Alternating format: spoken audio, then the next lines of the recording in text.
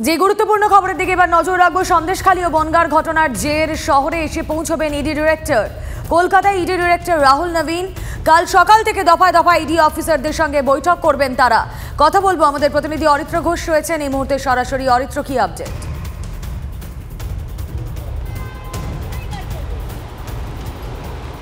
দেখো, নিঃসন্দেহে খুব গুরুত্বপূর্ণ এবং তাৎপর্যপূর্ণ শহরে ইডি ডিরেক্টর, যেটা সূত্র মারফত জানা যাচ্ছে যে তিনি বিমানবন্দরে এসে পৌঁছে গিয়েছেন।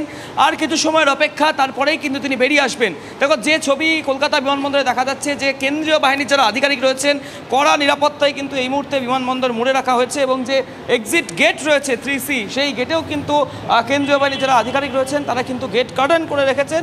এবং যেটা জানা যাচ্ছে যে আজ রাত্রেই ডিরেক্টর তিনি যেতে পারেন হাসপাতালে, এবং যেখানে আহত ইডি আধিকারিকরা ভর্তি রয়েছেন, সন্দেশখালী ঘটনার পর যারা আহত হয়েছিলেন তারা যেখানে ভর্তি রয়েছেন তাদের সাথে কথা বলবেন এবং তাদের শারীরিক অবস্থার খোঁজ নেবেন। এবং আগামীকাল সকাল থেকেই কিন্তু কার্যত ইডির যে দপ্তর রয়েছে অর্থাৎ সিজিও কমপ্লেক্স, সেই সিজিও কমপ্লেক্সে দফায় দফায় বৈঠক করতে পারেন এনফোর্সমেন্ট ডিরেক্টরেটের আধিকারিকদের সঙ্গে।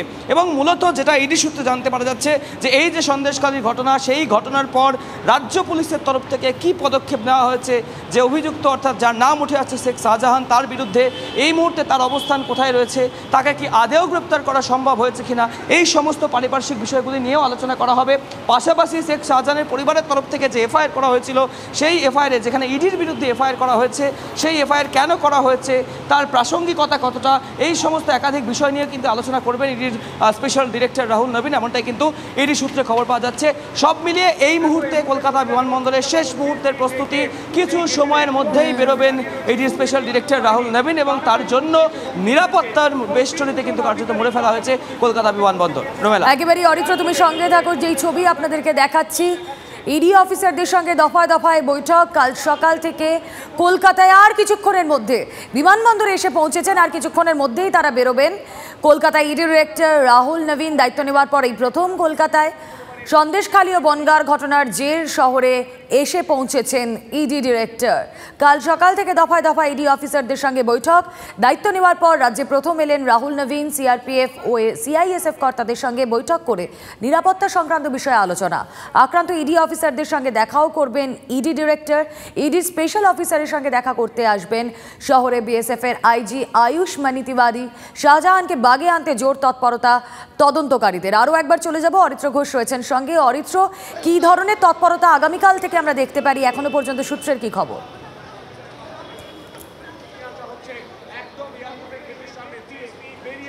দেখো, ইডি সূত্রে যেটা জানা যাচ্ছে যে প্রথমত আজকে রাত্রেই তিনি যারা আহত এনফোর্সমেন্ট ডিরেক্টরেটের অফিসার রয়েছেন তাদের সাথে দেখা করবেন এবং আগামীকাল সকাল থেকে, যেমনটা তুমি জানাচ্ছিলে, বিএসএফ এর যারা শীর্ষ আধিকারিক রয়েছেন এই রাজ্যের, তাদের সাথে বৈঠক করবেন। যেহেতু ইতিমধ্যেই একটা লুকআউট নোটিশ জারি করা হয়েছে শেখ শাহজাহানকে ঘিরে, সেই বিষয়ে আলোচনা হবে। পাশাপাশি রাজ্য পুলিশের যারা শীর্ষ আধিকারিক রয়েছেন, যেটা ইডি সূত্র মারফত খবর পাওয়া যাচ্ছে, রাজ্য পুলিশের আধিকারিকদের সাথেও কথা বলবেন ইডি ডিরেক্টর রাহুল নবীন। এছাড়াও এনফোর্সমেন্ট ডিরেক্টরেটের যারা দায়িত্বে রয়েছেন, কলকাতার special director, joint director, additional director যারা রয়েছেন, তাদের সাথেও প্রাথমিকভাবে বৈঠক করার কথা রয়েছে স্পেশাল ডিরেক্টর রাহুল নবীনের। মূলত সন্দেশখালী এবং বনগাঁতে ঠিক কী ঘটনা ঘটেছিল, কী পরিস্থিতি তৈরি হয়েছিল, কোথায় কিভাবে আক্রমণ করা হলো এনফোর্সমেন্ট ডিরেক্টরের আধিকারিকদের উপরে, সেই সমস্ত বিষয়গুলি নিয়েই কিন্তু মূলত আলোচনা করা হবে। এবং তার পাশাপাশি যেহেতু এই শেখ শাহজাহানকে গ্রেপ্তার করার মতো একটা নির্দেশিকাও দেওয়া হয়েছে এবং গ্রেপ্তার করে এনফোর্সমেন্ট ডিরেক্টরেটের হাতে তুলে দেওয়ার কথা বলা হয়েছে, সেই বিষয়ে কতটা অগ্রগতি হয়েছে, রাজ্য পুলিশ কতটা কাজ করেছে, সেই বিষয়েও রাজ্য পুলিশের যারা শীর্ষ আধিকারিক রয়েছেন তাদের সাথেও আলোচনা করতে পারেন এটি ডিরেক্টর রাহুল নবীন। এছাড়াও রাজ্যের এই যে রেশন দুর্নীতি, যার বিরাট অঙ্কের একটা হদিশ পাওয়া গিয়েছে, সেই তদন্তের অগ্রগতি, সেই সম্বন্ধেও কিন্তু আলোচনা করতে পারেন ডিরেক্টর রাহুল নবীন। তবে এই মুহূর্তে তোমাকে জানিয়ে রাখবো যে বিমানবন্দরে কিন্তু অবতরণ করে গিয়েছেন এটি স্পেশাল ডিরেক্টর রাহুল নবীন।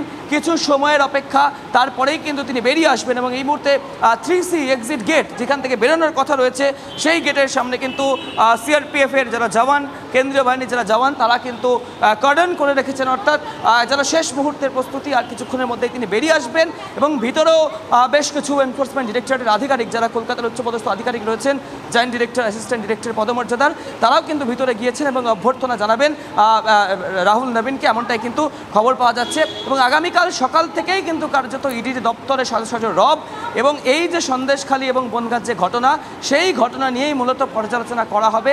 পাশাপাশি রাজ্য পুলিশের কাছেও বা বিএসএফ এর যারা আধিকারিক রয়েছেন তাদের সাথেও কথা বলবেন রাহুল নবীন, এমনটাই কিন্তু ইডি সূত্রে খবর পাওয়া যাচ্ছে। নজর থাক, আপাতত ধন্যবাদ।